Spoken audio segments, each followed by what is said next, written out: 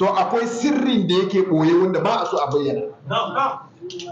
Sojojin Chad sun kama sojojin Faransa a cikin Chad kiri da musu. An yi bidiyo an yi komi da komi. Shine babban hujjar su cewa idan ba ku fito ba za mu bayyana mutane.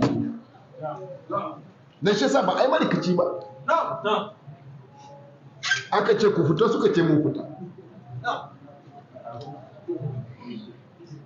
Ko babu komi Malam Muktar kawai yana zaune a biro, yana zaune a Damagaram.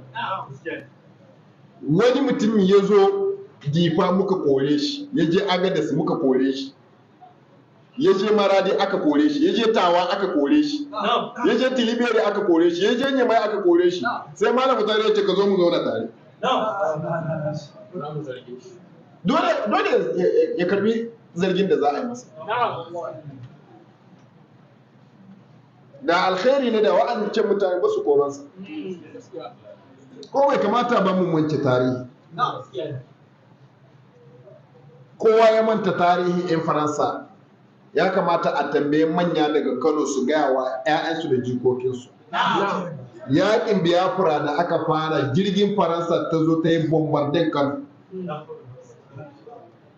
Ta jefawa Kano wuta. Kuma Faransa ne a bayan Ojukwu. Faransa ta zo ta nemi haɗin kan ƙasashe na makota gaba ɗaya akan a yaƙi arewacin Najeriya. Niger ne kaɗai ta ce bata yadda ba. Gaba ɗaya. Da Cote d'Ivoire, da Benin, da Kamaru, da Gabon, da Chadi, ba wacce bata ba da haɗin kai a zo a murkushe arewacin Najeriya ba, sai Niger.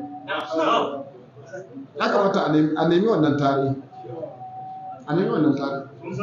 Kuma ba goranta musu muke ba wallahi.